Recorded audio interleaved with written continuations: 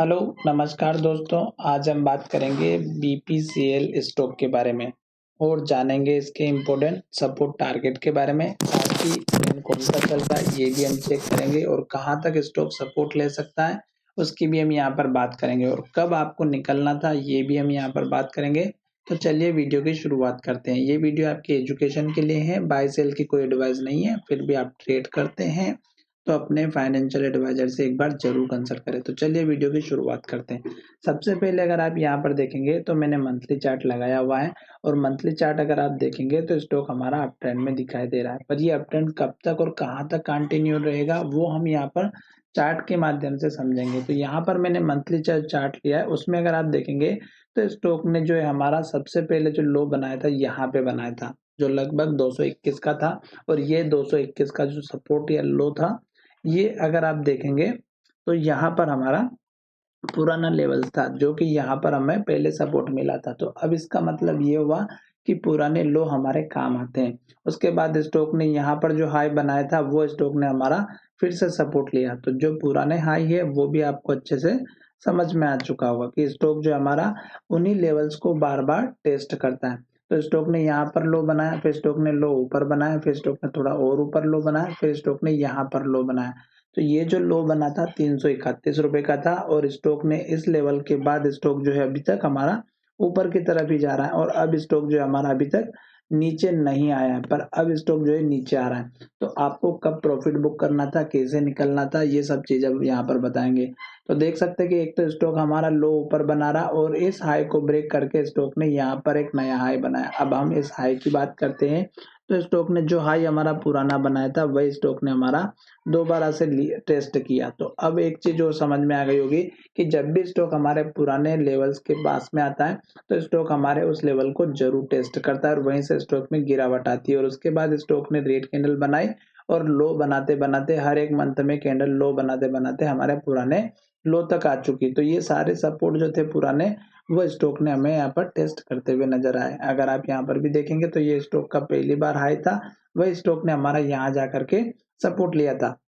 तो इस तरह से क्या करना है आपको कि पुराने जितने भी लेवल से एक तो उनको मार्क करके चलना है। दूसरी बात आप यहाँ पर एक चीज और देखेंगे कि अब जो आपको चार्ट के माध्यम से मैंने सपोर्ट और रेजिस्टेंस लेवल बताए, अब आपको निकलना कहाँ था। ये तो केवल मैंने रेजिस्टेंस सपोर्ट बताया, अब आपको निकलना कब और कैसे था। तो यहाँ से स्टॉक में एक अप ट्रेंड आया और स्टॉक ने यहाँ पर एक डोजी कैंडल बनाई। जैसे ही हाई का ब्रेकआउट हुआ कि स्टॉक ने एक हाई बनाया और हाई के पास क्लोजिंग हो गई और ग्रीन कैंडल बनाए। फिर दूसरी कैंडल भी ग्रीन बनी और हाई बनाया। अब ये जो हाई बना अगर आप देखेंगे तो यहाँ जाकर के स्टॉक ने हाई बनाया था, उसी स्टॉक ने उसी लेवल को टेस्ट किया और उसके बाद अगर आप देखेंगे तो यहाँ से स्टॉक में गिरावट आनी थी पर स्टॉक ने इस लो को नहीं तोड़ा और फिर स्टॉक ने क्या किया, हाई बनाया फिर से और हाई के पास क्लोजिंग हुई। फिर स्टॉक ने इस हाई लेवल को टेस्ट किया और फिर स्टॉक ने एक नया हाई बनाया इस हाई को ब्रेकआउट करके और स्टॉक ने क्या किया, बहुत ही बढ़िया हाई बनाया और ग्रीन कैंडल बनाई। पर इस कैंडल में अगर आप देखेंगे मंथली चार्ट में तो स्टॉक ने हाई भी नहीं बनाया और स्टॉक हमारा रेड कैंडल भी बना रहा है। अभी मंथली चार्ट कंप्लीट नहीं हुआ पर स्टॉक में गिरावट आ रही है। तो अब स्टॉक में क्या है कि एक तो मंथली चार्ट में हमारा डाउन साइड दिखाना स्टार्ट कर दिया। दूसरी बात स्टॉक में अगर आप देखेंगे तो अभी क्लोजिंग होना बाकी है। तो अगर ये क्लोजिंग हमारी लो की तरफ होगी तो स्टॉक हमारा इस पुराने सपोर्ट लेवल तक जरूर आएगा जो हमारा 512 रुपए का है। इस लेवल को टेस्ट जरूर करेगा, एक दो महीने के बाद कर सकता है। और जैसे ही आपको प्रॉफिट बुक करना था तो कब करना था कि जब स्टॉक ने इस हाई को ब्रेक करना बंद कर दिया, रेड कैंडल बनाना स्टार्ट कर दिया और साथ ही आपको वीकली चार्ट में अगर आप देख रहे हैं कि क्लोजिंग अगर लो की तरफ हो रही है तो गिरावट जरूर आएगी, क्योंकि फिर नेक्स्ट मंथ में उस लो का ब्रेकआउट हो सकता है और स्टॉक और भी नीचे जा सकता है। तो अभी हमारा यहाँ पर जो मंथली चार्ट है वो हमें डाउन ट्रेंड को इंडिकेट कर रहा है और जब तक स्टॉक अब रेड कैंडल बनाएगा, लो बनाएगा, हम एक तो नई एंट्री बिल्कुल भी नहीं लेंगे। अब हम चलते थोड़ा सा वीकली चार्ट की तरफ और वीकली चार्ट हमारा क्या कह रहा है वो देख लेते हैं। तो वीकली चार्ट भी आप देखेंगे तो स्टॉक में यहाँ से लेके यहाँ तक हमारी तीन बड़ी बड़ी ग्रीन कैंडल बनी और हर एक कैंडल का हाई ब्रेकआउट हुआ और हाई के पास क्लोजिंग हुई। इस ग्रीन कैंडल के बाद अगर आप देखेंगे तो स्टॉक ने रेड कैंडल बनाई और जहां से ओपन हुआ वहीं से थोड़ा सा ऊपर गया और उसके बाद स्टॉक ने लो के पास क्लोजिंग दे दी।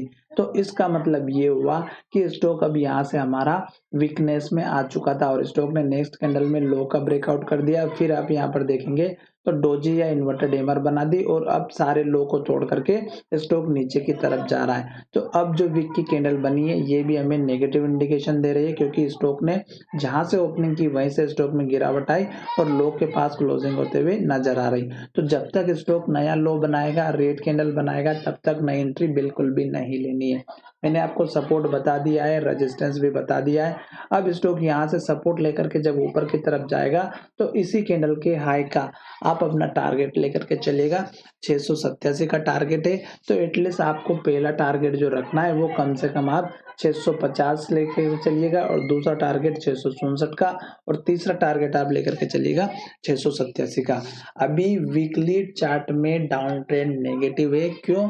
क्योंकि स्टॉक में यहाँ से हमारी जो कैंडल बनी थी वो हमें नेगेटिव इंडिकेशन दे रही थी और जब तक स्टॉक इस तरह की ग्रीन कैंडल बनाता है, वीकली चार्ट हो, डेली चार्ट हो, मंथली चार्ट, तब तक आपको बने रहना है।